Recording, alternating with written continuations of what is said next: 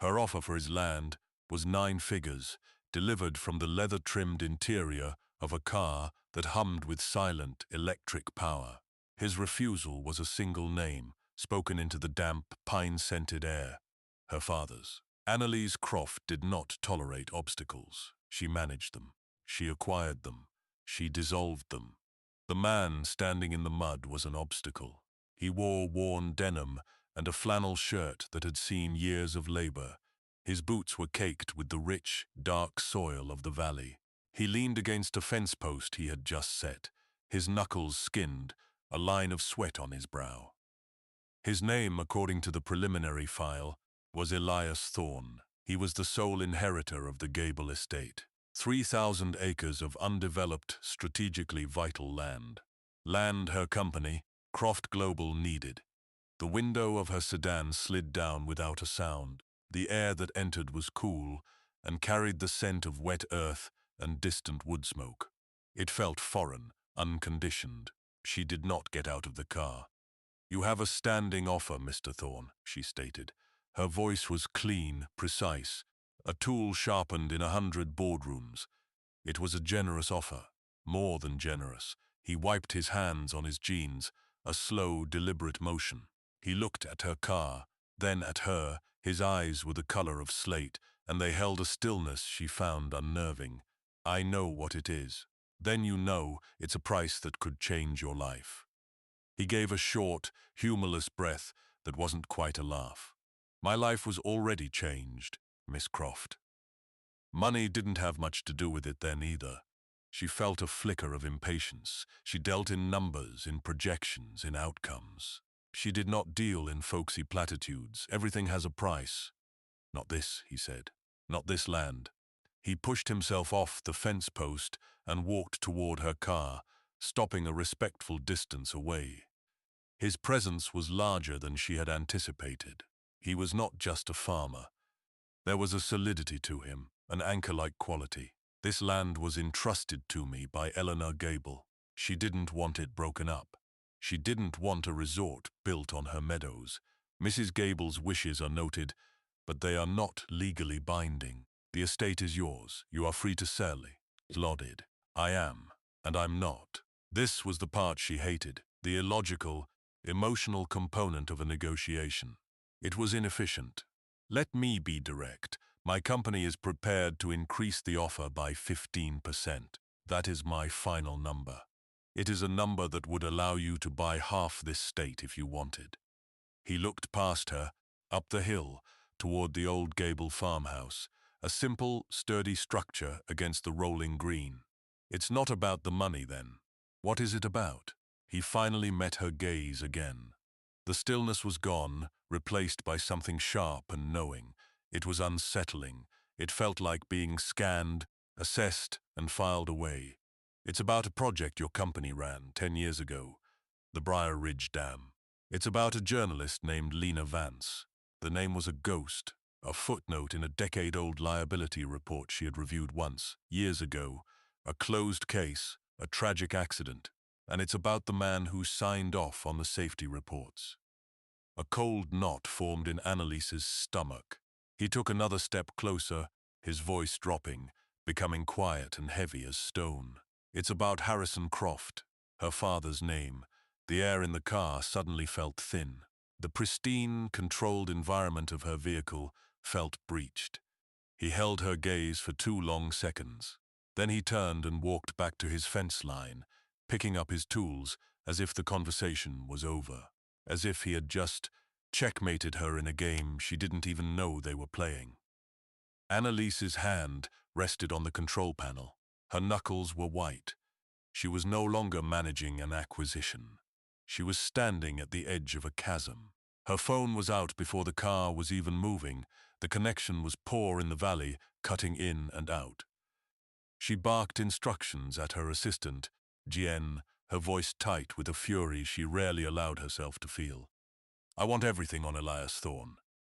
Not the file we have, everything. I want to know what he ate for breakfast. I want to know the name of his 3rd-grade teacher." There was a pause on the other end. "Is there a problem?" "Analyze. We have a complication. Dig into the Briar Ridge Dam project. The old files. I want the personnel records, the expense reports, the final incident summary, and cross-reference a journalist, Lena Vance. She hung up without waiting for a reply. Her mind raced, replaying the encounter. His calm, his confidence. The way he used her father's name not as a threat, but as a statement of fact. She had built an empire on the foundations her father had laid. She had made it stronger, larger, more efficient.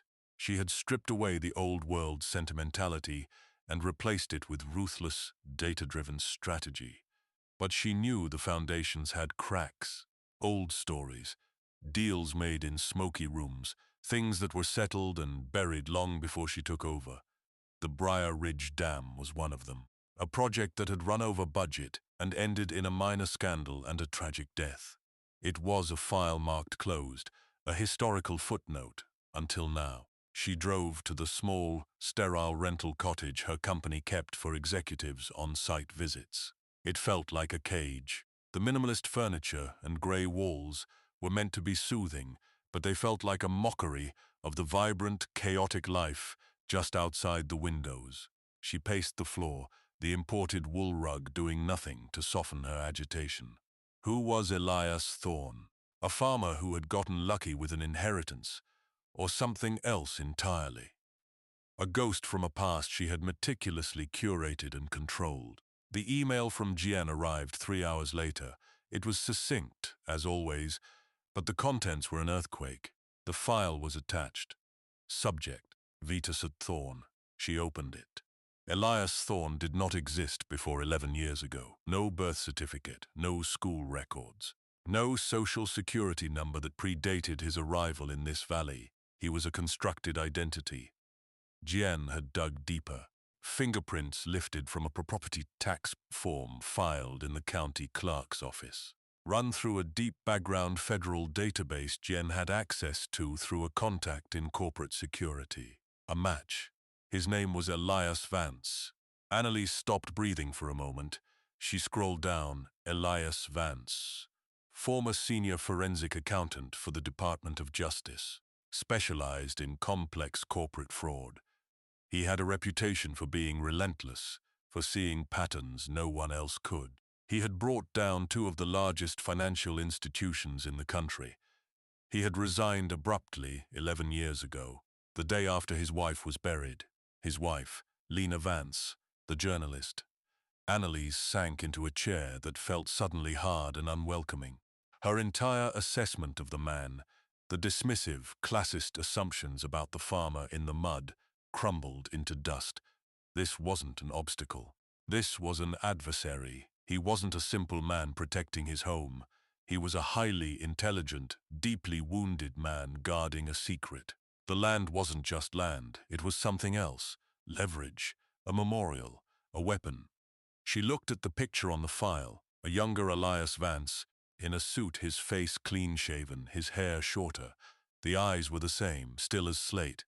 But in the old photo, there was a light in them that was now gone. There was another attachment, a family photo, Elias, Lena, and a small child, a girl. Jian's note was brief. Daughter, Maya Vance, age 4 at time of mother's death, current whereabouts unknown, assumed to be with father. Anis closed the laptop. The quiet of the cottage was deafening. She had come to the valley to complete a transaction, a simple, if large, acquisition. But the numbers gone now, Lena, Elias, Maya. Her father's name echoed in the silence. She had to go back. This was no longer a negotiation that could be handled over the phone. The next morning, she drove the winding dirt road to the Gable farm again. She left the sedan at the bottom of the drive and walked. The air was crisp. She wore practical shoes this time. She found him not by the fence, but near the barn. He was planing a long piece of wood, the shavings curling at his feet. The rhythmic scrape of the tool was the only sound. He saw her approaching but didn't stop. He finished his pass, checked the line of the wood with his thumb, and then looked up. "You're persistent." "I'm thorough," she corrected. She stopped a few feet away. Elias Vance. He didn't flinch. The name hung in the air between them. He set the plane down carefully on the workbench. Took you longer than I thought it would. The casual admission sent a chill through her. He had been waiting for her to figure it out. He was steps ahead of her. What do you want, Vance? Justice, he said simply. It's a concept you might have read about. It's not taught in business school. The barb hit its mark. She ignored it. The Briar Ridge case is closed. It was an accident, was it? He asked. His voice was quiet, but it carried the weight of a decade of grief and anger. Lena was a careful driver. She was also about to publish a story that would have sent several high-level executives to prison, including the man your company is now trying to protect. Marcus Thorne. The name again. Marcus was a senior board member, a relic from her father's era, a man she tolerated but did not trust. He was the one pushing hardest for this acquisition. Suddenly, his urgency made a dark, terrible kind of sense. Before she could respond, a small voice called out, Papa, a little girl, maybe 9 or 10, came around the corner of the barn. She had his dark hair and a serious, watchful face. She held a sketchbook and a handful of colored pencils. This was Maya. Elias's entire demeanor shifted. The hardness in his eyes softened instantly. The tension left his shoulders. Hey, Peanut, what have you got? She walked to his side, her gaze flicking to Annalise with a child's unfiltered curiosity. She held up the sketchbook. On the page was a meticulously detailed drawing of a bee on a clover blossom. I finished the bee, she said. He smiled, a genuine, unguarded smile that transformed his face. It was beautiful, Maya. Look at the detail on the wings. The girl beamed. Then her eyes went back to Annalise. She stepped forward and held out a different page from her book. It was a simple drawing of a single, bright red flower. This is for you, she said, so you won't be sad. Annalise was frozen. The simple, profound kindness of the gesture was so unexpected, so alien to her world of transactions and calculated relationships that she didn't know how to react. Sad? Annalise asked, her voice softer than she intended. Maya nodded seriously. Your face is. It's all tight. Like when Papa thinks about Mama. The silence that followed was immense. Annalise could feel Elias's gaze on her, but she couldn't look away from the child, from the drawing being offered. Slowly she reached out and took the paper. The texture was rough beneath her manicured fingers. The crayon was waxy. It was the most real thing she had held in years. Thank you, she said, her voice barely a whisper. It's beautiful. Maya gave a small, satisfied nod and retreated to her father's side, leaning against his leg. The moment had passed. The shield was back in Elias's eyes, but something had been breached. Annalise had seen the man behind the wall of grief, the father. And he had seen her, it seemed, more clearly than anyone had in a long time. She folded the drawing carefully and put it in her pocket. The conversation wasn't over, she knew it. But it could not continue here, in front of the child who drew flowers for sad strangers. She left without another word, the drawing a small, warm square against her thigh. It felt heavier than any contract she had ever signed. Back in her office in the city, the view of the skyline seemed sterile. The glass and steel felt like a cage. Annalise stared at the reports on her desk, but she saw the valley, she saw a little girl's drawing. She pulled up Marcus Thorne's file. He was a company man through and through. Climbed the ladder under her father's mentorship. He was polished, ruthless, and deeply embedded in the corporate structure. He now headed the acquisitions department. The Gable Estate project was his baby. A secure message appeared on her screen. It was from Gien. Marcus Thorne just landed in a private jet at the regional airport near the valley. Unscheduled trip. Annalise's blood ran cold. Marcus wasn't a man who did his own field work. He sent underlings.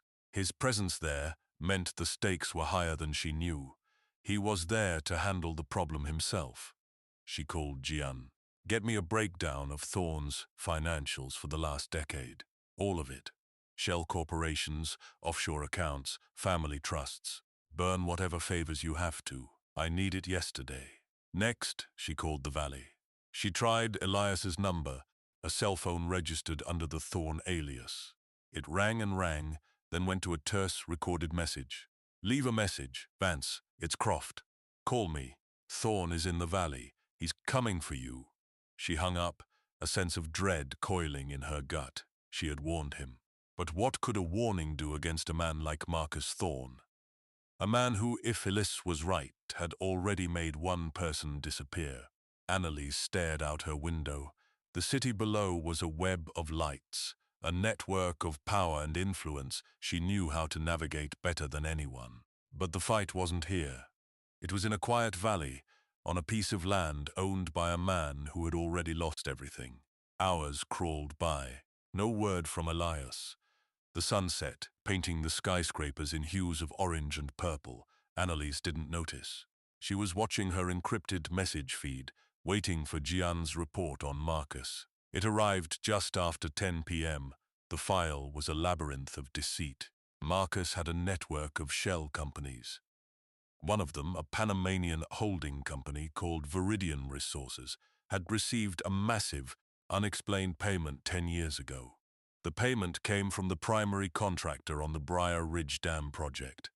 It was a kickback, a massive one. This was the motive. Lena Vance must have found it. This was what she was going to publish. A new message pinged. It wasn't from Gian. It was an alert from the security service that monitored her rental cottage in the valley. Motion detected. Then, alarm triggered. Forced entry. They weren't after Elias. Not yet. They were sending her a message. Annalise stood up. Her hands were steady. The fear had coalesced into a cold, hard rage. Marcus wasn't just cleaning up an old mess. He was actively threatening her.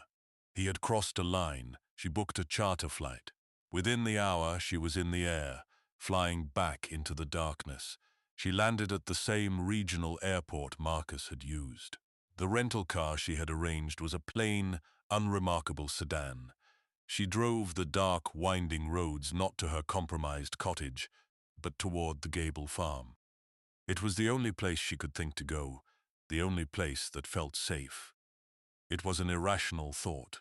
The man there had every reason to hate her, to see her as part of the machine that had destroyed his life. But he was also the only other person who knew the truth. A light was on in the farmhouse.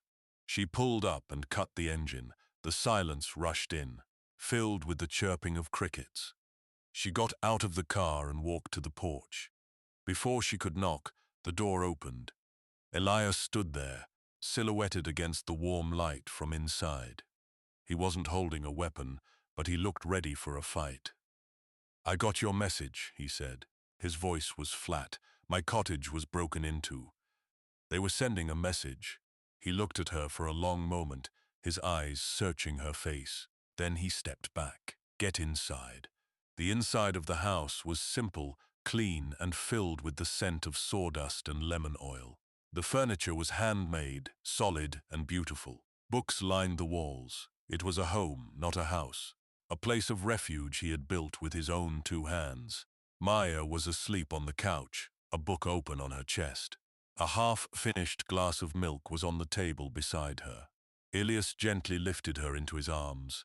She stirred, murmuring something in her sleep, and settled her head on his shoulder. He carried her down a short hallway and disappeared into a room. Annalise stood alone in the living room, feeling like an intruder. She saw the Maya had given her, now taped to the front of the refrigerator with a small magnet. He came back a few moments later. "You can take the guest room. It's at the end of the hall." "Thank you." He nodded, his expression unreadable. He walked to the kitchen and poured 2 glasses of water, setting one on the table in front of her. "Marcus Thorn doesn't make idle threats," he said, his back to her. "He's here to bury this. For good, that means the land, and anyone standing on it." Annalise's hand closed around the cool glass. "My father, did he know? About the kickbacks? About what Marcus did?" Elias turned to face her. He leaned against the counter, his arms crossed. "I don't know. Lena never found a direct link to him.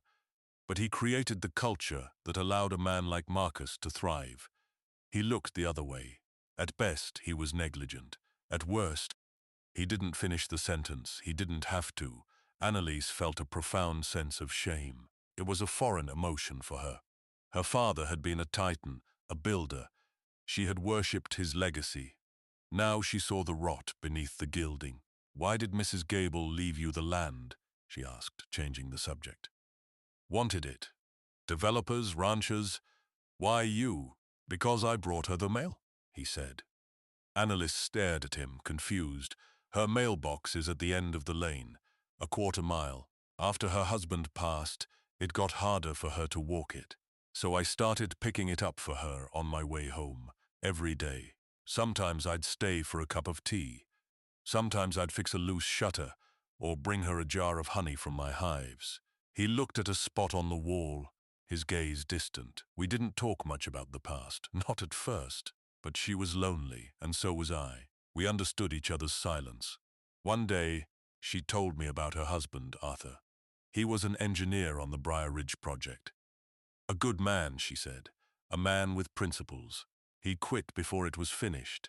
Said it was rotten from the top down. Said Marcus Thorne was a ghoul in a $1,000 suit. Elias paused, taking a sip of water. Before Arthur died, he gave her a box. He told her it was his conscience. He told her to give it to someone who would know what to do with it. She held onto it for years. She knew Lena had been sniffing around the dam project. After Lena died, Eleanor figured it was all connected. She saw Marcus Thorne's name in the paper, getting some award. She saw the Croft Global logo everywhere, and she was scared, so she watched. She watched the valley, she watched the people, and she saw me. A broken man trying to raise a daughter. A man who brought her the mail, rain or shine.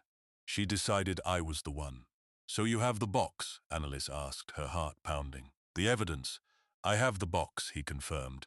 She told me where it was the week before she passed.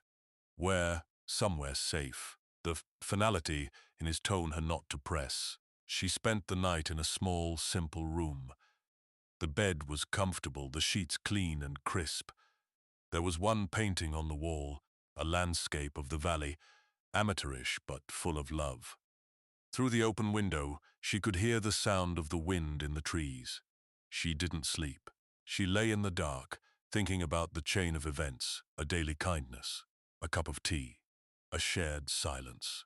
From that small seed of human connection, the fate of a massive corporation, the legacy of her family, and the course of her own life now hung in the balance. She thought of her own life, a series of transactions, calculated moves, relationships that were assets or liabilities. She couldn't remember the last time she had done something for someone without expecting a return. In the morning, the smell of coffee and frying bacon filled the house. It was a smell from a life she had never known. She found Elias in the kitchen. Maya was at the table, meticulously setting out plates and forks.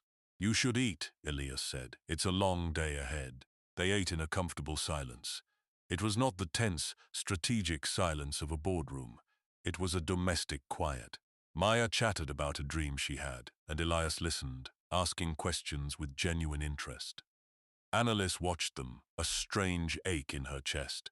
This was a family. Broken, yes, but real. Breakfast, Elias turned to her. "It's time." He led her out of the house, not toward the barn, but up a winding path into the woods behind the farmhouse.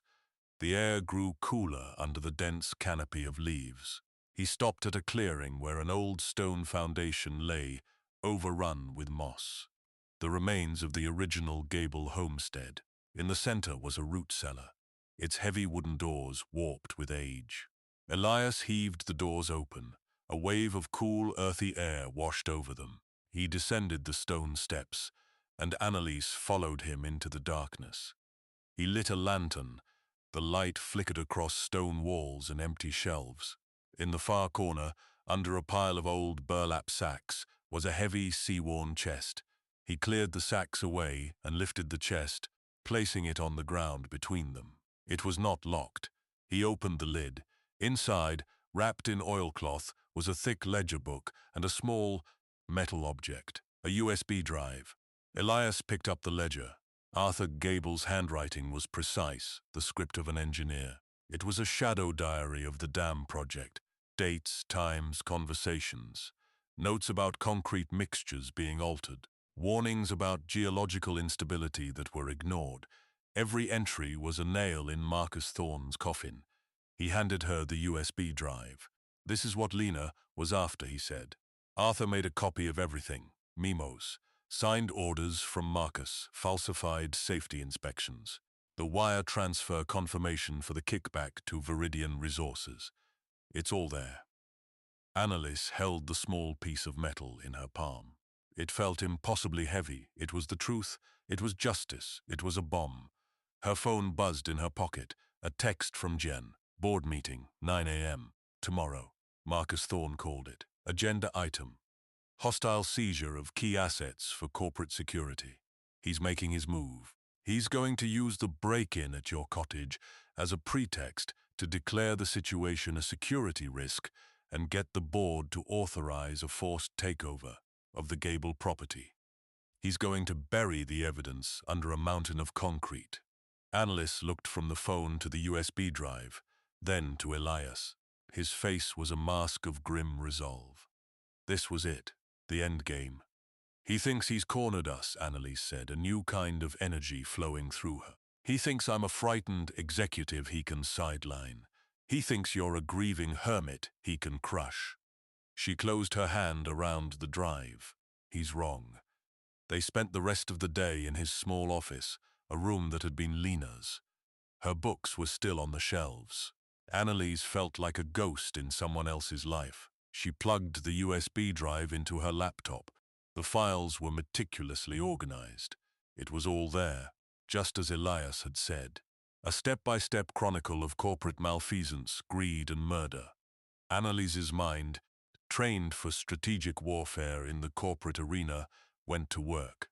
This wasn't about a frontal assault. It was about dismantling Marcus' power structure from the inside out. She didn't need to prove murder. Not in the boardroom. She just needed to prove liability. She began to construct a presentation. Not an emotional plea for justice, but a cold, hard, clinical risk analysis. She embedded the key documents, the memo from Marcus ordering the use of substandard aggregate, initialed by his own hand, the geologist's report he had buried. The bank transfer that proved the kickback. She calculated the potential cost to the company, lawsuits from the families downstream, whose water had been poisoned for years, federal racketeering charges, the stock price plummeting to zero. It was a corporate death sentence, and Marcus Thorne's signature was on every page. Elias watched her work. He didn't offer advice. He just refilled her coffee, brought her a sandwich she didn't realize she was hungry for, and stood as a silent, steady presence. He was trusting her with his wife's legacy, trusting her with his decade-long quest for justice, trusting the CEO of the company that had destroyed his life. The weight of that trust was immense. It settled on her shoulders, not as a burden, but as a mantle. By evening, the plan was complete. "I need to be there," Elias said. Annalise looked at him. In the cold, blue light of the laptop screen, his face was etched with exhaustion and resolve. "They won't let you in. It's a closed meeting. You're the CEO. You can let me in. He needs to see me. He needs to see that this isn't just about numbers on a screen. He needs to see the man whose life he broke." Annalise nodded slowly. "All right." They left before dawn. Annalise drove, her focus absolute. Elias sat in the passenger seat, silent, watching the dark landscape slide by. They didn't speak. Everything that needed to be said was in a file on her laptop and in the quiet, shared purpose between them. They arrived at the Croft Global Tower an hour before the meeting. The building was a monument to her family's power, a spear of glass and steel piercing the sky. For the first time, it looked alien to her. Gian met them in the private garage. She handed Annalise a fresh suit and a tablet. Her expression was calm, but her eyes were bright with tension. "They're all here. Marcus has been working the board all morning. He's painting you as unstable, compromised by the situation in the valley." "Let him," Annalise said, her voice even. She changed in her private office. The tailored silk and sharp lines felt like armor. But as she looked at her reflection, she saw the woman from the valley. Her face was different. The tightness Maya had seen was gone, replaced by a calm certainty. Elias stood by the window, looking down at the city. He wore a simple dark jacket and trousers. He looked out of place, yet he possessed a gravity that made the opulent office seem flimsy. "It's time," she said. The boardroom was on the 8th floor. A long, polished table reflected the sky. The board members, 10 men and women who controlled a global empire, were already seated. Marcus Thorne was at the head of the table in her father's old chair. He looked confident, powerful, victorious. He smiled when Annalise entered, a cold, predatory smile. "Annalise, we were just discussing the security situation. Given the events of the last 48 hours, the board feels." Annalise walked to her chair at the opposite end of the table. She remained standing. Elias entered behind her and stood against the back wall by the door. His presence sucked the air out of the room. Faces turned. Whispers erupted. Marcus's smile faltered. "What is the meaning of this? Who is that man?" "Security, that man," Annalise said, her voice cutting through the noise, "is Elias Vance, and he is my guest." The name dropped like a stone in the silent room. Some of the older board members shifted uncomfortably. They remembered. "You called this meeting, Marcus," Annalise continued, "but the agenda has changed." She tapped her tablet. The main screen at the front of the room came to life. The title of her presentation was simple: Risk Analysis, Briar Ridge Dam and Legacy Liabilities. Marcus's face went pale. For the next 20 minutes, Annalise spoke. Her voice was dispassionate, clinical. She did not speak of murder or grief. She spoke of fiduciary duty, of exposure, of catastrophic financial and legal consequences. She showed them the memos. She showed them the geological surveys. She showed them the directive, signed by Marcus Thorne, to falsify the safety reports. And then she showed them the wire transfer from the dam's primary contractor to a shell company named Viridian Resources. A company, she explained, that financial forensics had just traced back to a trust controlled by one person. She put his picture on the screen, Marcus Thorne. The silence in the room was absolute. Every eye was on Marcus. His arrogance had evaporated, replaced by a sheen of sweat. "This is slander, lies fabricated by a disgruntled." His voice broke. He looked at Elias, who had not moved, had not made a sound. Elias just watched him, his gaze a weight of judgment a decade in the making. In that gaze, Marcus saw his ruin. Annalise advanced to the final slide. It contained a single motion. "I move for the immediate removal of Marcus Thorne from the board and the immediate turnover of all related evidence to the Department of Justice." She looked around the table. All in favor? One by one, hands went up, reluctantly at first, then decisively. It wasn't about morality. It was about survival. They were cutting the cancer out before it killed the host. It was unanimous. Marcus Thorne slumped in his chair, a man hollowed out. 2 security guards entered the room. They had been waiting outside. They flanked Marcus. He didn't resist as they helped him to his feet. As they led him out, his eyes met Annalise's. There was no hatred in them, only a baffled sense of disbelief.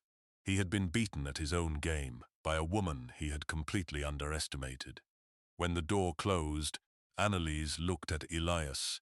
He gave a single, slow nod. It was done. The aftermath was swift. Marcus was arrested. The story broke, and the company's stock took a massive hit. Annalise didn't care. She spent the next 2 weeks working with Gian, not to save the company, but to cauterize the wound. She established the Lena Vance Foundation, seeding it with a significant portion of her own fortune. Its sole purpose was to fund the cleanup of the Briar Ridge watershed and compensate the families who had been affected. She put in her resignation. The board tried to refuse it, but her mind was made up. She sold her penthouse, she sold her shares. She dismantled the life she had built, piece by piece, until all that was left was the woman who had taken a drawing from a little girl in a valley. Elias had returned to the farm the day of the board meeting. They hadn't spoken since. There was nothing left to say. The debt was paid. Months passed. Autumn came to the valley, painting the hills in fire and gold. Annalise drove a simple SUV, loaded with 2 suitcases and a box of books. She took the same winding road, the gravel crunching under her tires. She pulled up to the farmhouse. Elias was on the porch, sanding a piece of wood. He looked up as she got out of the car, as if he had been expecting her. He set his work aside. Maya came running out of the house, a huge smile on her face. She launched herself into Annalise's arms. "You came back."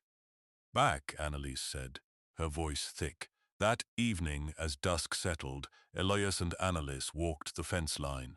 The air was cool and smelled of wood smoke and decaying leaves. They didn't talk about the past. They didn't talk about the future. They just walked. Elias stopped to test a post, his hand resting on the weathered wood. Annalise stopped beside him. She reached out, her own hand coming to rest on the top rail, inches from his. The silence was comfortable, full. He looked at her, his slate-gray eyes holding a question she was finally ready to answer. Slowly, he covered her hand with his. His palm was warm, calloused, and strong. It was not a gesture of passion, but of quiet welcome, an acknowledgement, a beginning. Some fences are built to keep things out, others are built to let the right things in.